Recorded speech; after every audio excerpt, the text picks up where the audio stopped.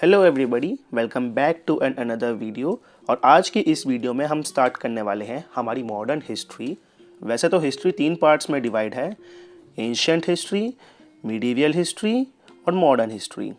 But आपके exam point of view से modern history से सबसे ज़्यादा क्वेश्चंस बनते हैं, सेकेंडली मिडीवियल से बनते हैं, और जो हमारी एंशियंट हिस्ट्री है उससे कुछ इतना खास बनता नहीं है। तो जिसकी वेटेज ज़्यादा है और एग्जामिनर जिससे ज़्यादा क्वेश्चंस पूछ रहा है उसी को हमें ठीक से प्रिपेयर करना है। ठीक है, तो आज की इस वीडियो में हम स्टार्ट करने वाले हैं मॉडर्न हिस्ट्री, जिसका हम फर्स्ट चैप्टर करने वाले हैं जो कि है एडवेंट ऑफ यूरोपियंस।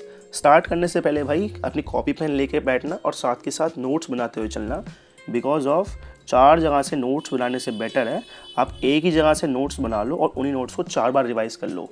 ये नहीं कि आपने फिर यहाँ से पढ़ रहे हो, फिर बुक ले रहे हो, फिर दूसरी जगह, फिर दूसरी जगह, सब कुछ दिमाग में ब्लेंडर हो जाएगा। अपने खुद के नोट्स बनाओ, क्योंकि जब मैं भी प्रिपरेशन कर रहा था तो मैं खुद के नोट्स बना रहा था और उन्हीं को मैं रिवाइज कर रहा था। खुद के नोट्स और दूसरे के नोट्स में बहुत डिफरेंस होता है भाई। तुम दूसरे के नोट्स रिवाइज कर लोगे बट उसको रिवाइज करने में तुम्हें डबल से ट्रिपल टाइम लग जाएगा। ओके, सो आज का जो चैप्टर है हम स्टार्ट करने वाले हैं advent of Europeans in India. So start करते हैं अपने फर्स्ट पैराग्राफ से। The advent of Europeans in India marked a significant turning point in Indian history.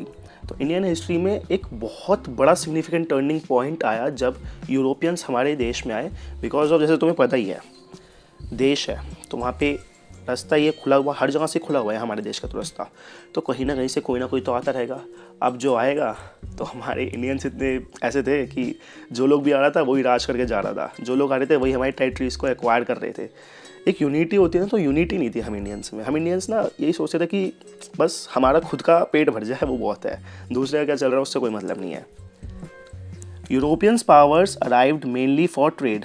आए तो ये लोग ट्रेड करने के लिए थे, बट इन्होंने देखा कि भाई यहाँ पे जो किंग है वो इतने वीक है, सेकेंडली लोगों में यूनिटी नहीं है, करप्शन इतना ज़्यादा है, तो धीरे धीरे करके वो टेरिटरीज को एक्वायर करते गए। But gradually became involve in political affairs which means economy को चलाने लगे और दूसरों पे इन्होंने कब्जा करना स्टार्ट कर दिया एक तरह से, which ultimately lead to colonial rule. Colonial rule मतलब कि इन्होंने यहाँ पे अपना रूल इस्टेब्लिश कर लिया।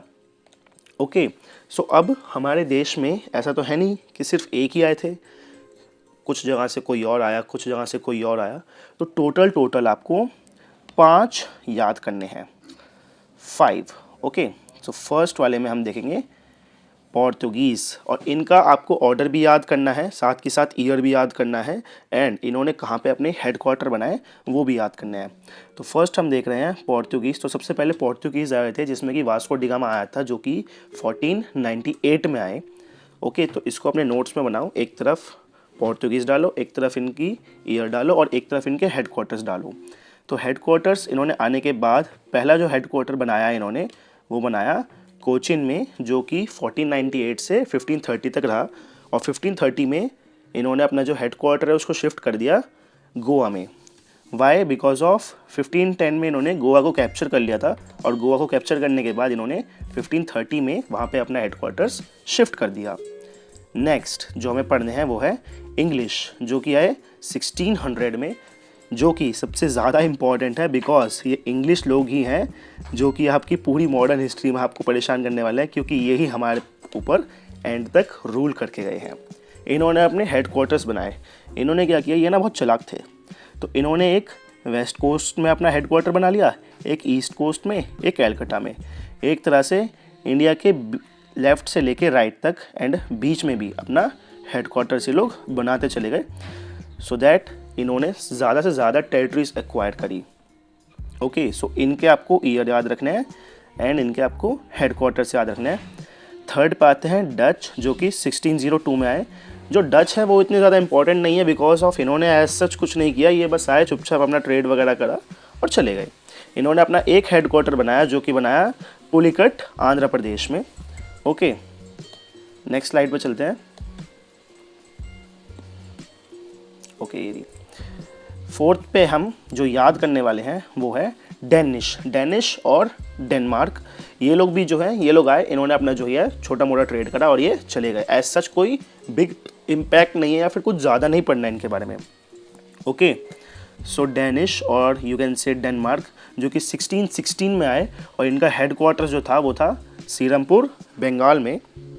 फिफ्थ में, जिनके बारे में आपको पढ़ना पड़ेगा थोड़ा सा, बिकॉज ऑफ ये थोड़ा सा इंपॉर्टेंट रोल प्ले करते हैं हमारी मॉडर्न हिस्ट्री में, फ्रेंच, जो कि 1664 में आए, जिन्होंने अपना हेडक्वार्टर्स बनाया पौंडीचेरी में।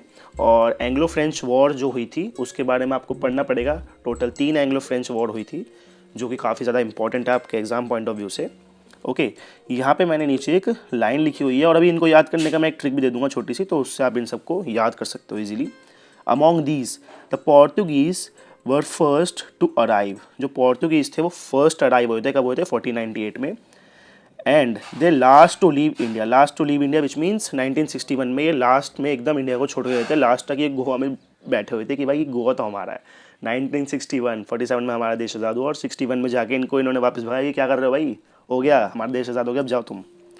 दे इंट्रोड्यूस न्यू क्रॉप्स, इन्होंने कुछ न्यू क्रॉप्स इंट्रोड्यूस करी हमारी इंडियन मार्केट में, such as tobacco and cashew nuts. Tobacco मतलब तम्बाकू हो गया, कैश्यू नट्स मतलब कि काजू कतली हो गई। ओके, तो इसको याद करने की मैंने एक छोटी सी ट्रिक बना रखी है, तो उस ट्रिक के थ्रू आप इसको याद कर सकते हो, विच इज़ PDEF। PDF से पढ़ाई करते हो ना, बस उसमें भी ई लगा दो। PDEF, P for Portuguese, D for Dutch Danish, E for English, F for French. बस इनका आपको ऑर्डर याद करना पड़ेगा। ओके, सो अब हम इनके बारे में थोड़ा डीपली पढ़ेंगे। तो फर्स्टली जिसके बारे में हम पढ़ने वाले हैं वो है पोर्तुगीज़ एडमिनिस्ट्रेशन इन इंडिया, जिसमें कि सबसे पहले, अब देखो ये वास्को डिगामा जो बंदा है, ये अपने पोर्तुगल से चलते चलते चलते चलते कहाँ आया? कैलिकट, केरला, हमारे इंडिया में आ गया। किस के थ्रू? जिस रास्ते के थ्रू आया उसको इसने नाम दिया केप ऑफ गुड होप। और जब इसने ये रास्ता देख लिया तो इसने वापस जाके बताया कि ऐसे ऐसे मैं तो इस कंट्री में पहुंचा। और यहाँ पे जब ये हमारी कंट्री में आया तो ये पहुंचा था कैलिकट, केरला में, जहाँ पे उस टाइम जो किंग था वो था किंग जोमरिन। और किंग जोमरिन ने इसका बहुत अच्छे से स्वागत करा कि अरे भाई बाहर से विदेशी आया है, और उसको खिलाया पिलाया घुमाया, अच्छे कपड़े पहनाए। तो वास्को डी गामा भी लाइक किया, यार ये तो बहुत अच्छी जगह है, यहाँ तो मेरी बहुत अच्छी खातिरदारी हो रही है। वरना कभी बार ऐसा होता है ना कि बाहर से कोई आया है और उसको कि तू कौन है, तू जासूस है, समथिंग समथिंग। तो इसकी वहाँ पे बहुत अच्छे से खातिरदारी। तो वापस गया, वापस जाके इसने बताया कि भाई ऐसे ऐसे वहाँ पे तो ये है, वहाँ पे अच्छे मसाले हैं, अच्छा कपड़ा है। तो इसके जो लोग थे, अब इसने रास्ता तो ढूंढ ही लिया था, तो इसके जो लोग थे वो इसके साथ वापस गए यहीं पे ही। और यहाँ पे आने के बाद इन्होंने धीरे धीरे करके अपना टेरिटरीज को एक्वायर करना स्टार्ट करा। अब कैसे एक्वायर करना स्टार्ट करा? अब देखो 1498 में वास्को डी गामा आ गया था।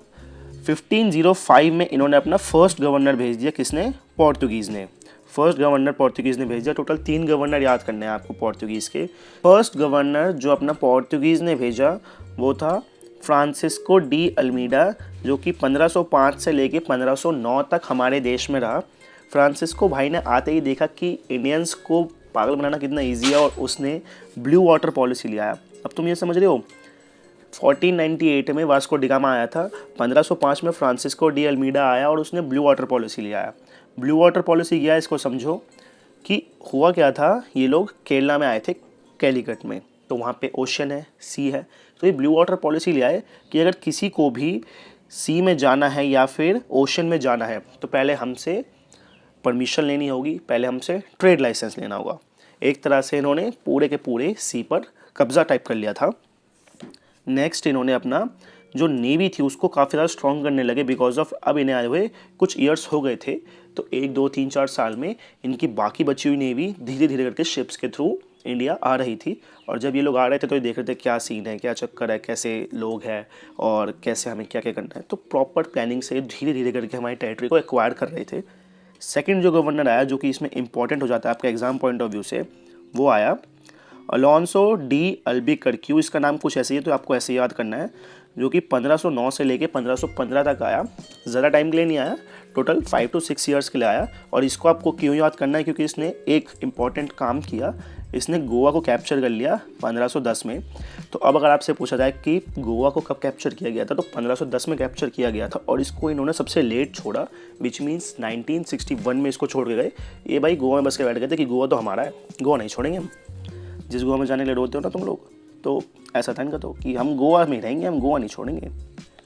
थर्ड जो गवर्नर है जो कि आपको पढ़ना है वो है नूना द कूना। इसका नाम थोड़ा ऐसा ही है, फनी सा नाम है, बट हाँ पता नहीं इनके कैसे नाम थे, जो कि आया 1529 से 38 तक। इसको आपको क्यों याद करना है, बिकॉज ऑफ इसने जो इनका हेडक्वार्टर्स था उसको शिफ्ट कर दिया था गोवा में 1530 में, और इसने दमन एंड दीव को भी कैप्चर कर लिया था। अब कहाँ गोवा एंड कहाँ दमन एंड दीव, तो उसको ईजीली इसने कैप्चर कर लिया। प्लस में उस टाइम दमन एंड दीव की पॉपुलेशन भी कुछ इतनी खास नहीं थी, तो उसको एक्वायर करना काफ़ी ईजी था इनके लिए। नेक्स्ट आपको इसमें एक ट्रीटी ऑफ टॉर्सिलस पढ़नी है। क्यों पढ़नी है, बिकॉज एग्ज़ाम में एक बार पूछा गया था कि ट्रीटी ऑफ टॉर्सिलस क्यों हुई थी और कब हुई थी और किन किन के बीच में हुई थी।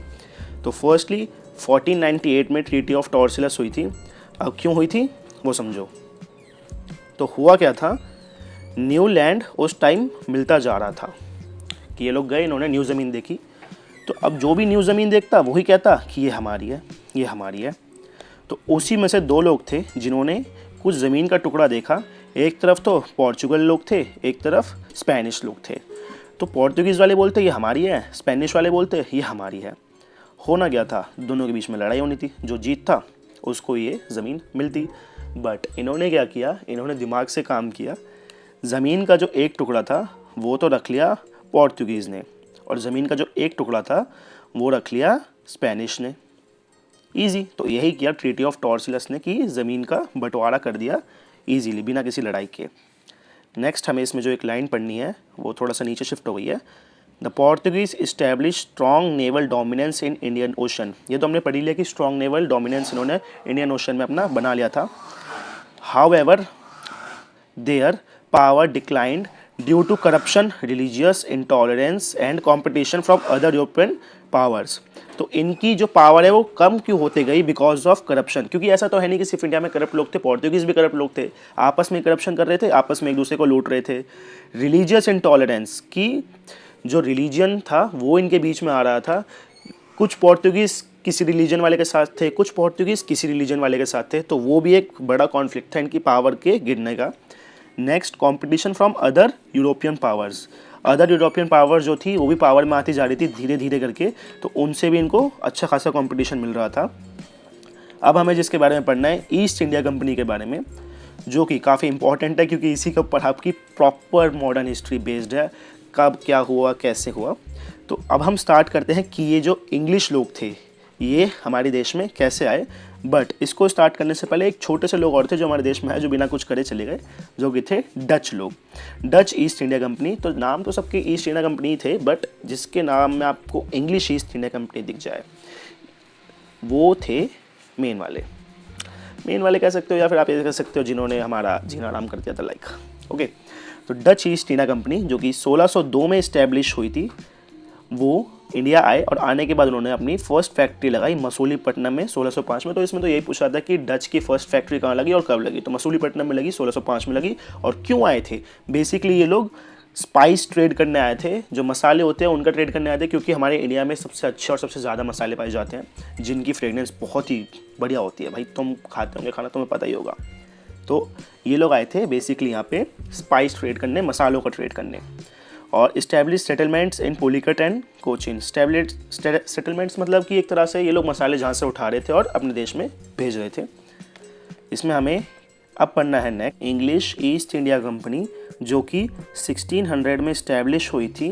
और इस्टेब्लिश होने के लिए इन्होंने एक रॉयल चार्टर लिया था। रॉयल चार्टर को आप समझ सकते हो एक तरह से लाइसेंस लिया था।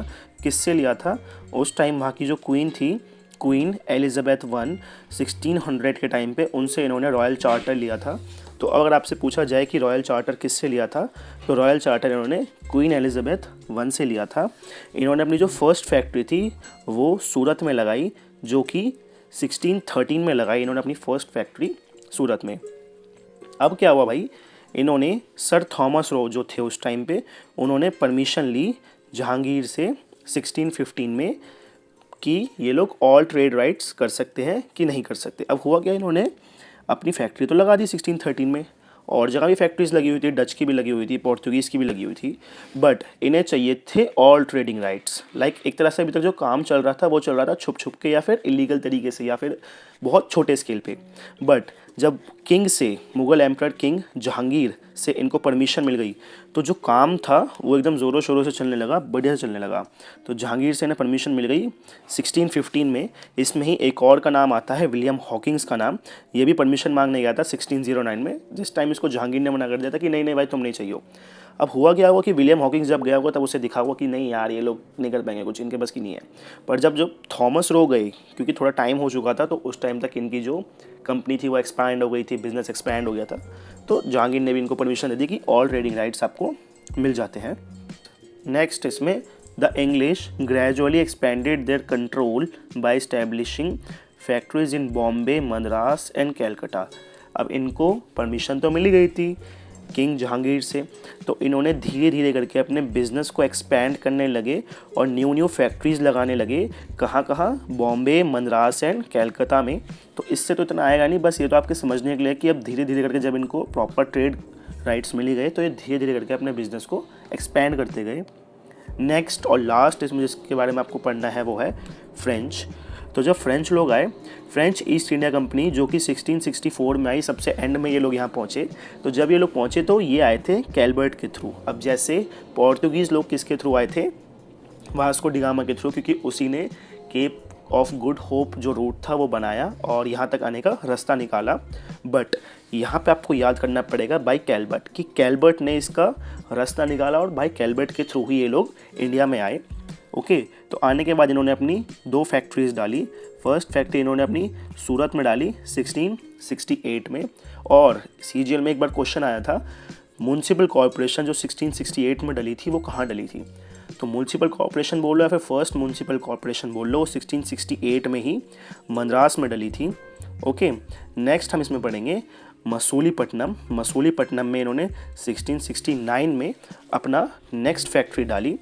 और अब क्या हुआ, इनके एक फेमस फ्रेंच गवर्नर के बारे में आपको पढ़ना है जिसका नाम है डुप्लिक्स। इस डुप्लिक्स के बारे में आपको क्यों पढ़ना है? बिकॉज ऑफ इस डुप्लिक्स के चक्कर में ही कार्नेटिक वॉर स्टार्ट हुई, फ्रेंच एंग्लो वॉर। डुप्लिक्स जो कि 1742 में आया, लगभग 100 साल हो गए थे इसको आए हुए, मतलब फ्रेंच को आए हुए 100 साल हो गए थे। और उसके बाद इन्होंने अपना एक बंदा भेजा डुप्लिक्स, जिसने आके यहाँ पे बहुत तगड़े वाले कलेश काट दिए। ओके, सो अब जो हम अपनी फ्रेंच एंग्लो वॉर है इनको हम नेक्स्ट चैप्टर में देखेंगे। कार्नेटिक वॉर्स इनको हम अपने नेक्स्ट चैप्टर में देखेंगे। तब तक के लिए खाते पीते रहो, खुश रहो। और हाँ, इस यूट्यूब चैनल पे रोज़ एक लेक्चर आएगा हिस्ट्री का, मैथ्स का, रीजनिंग का। तो चैनल को सब्सक्राइब करके नोटिफिकेशन बेल को ऑन कर सकते हो। अब मिलेंगे आपसे कल, तब तक के लिए खाते पीते रहो, खुश रहो। Bye bye.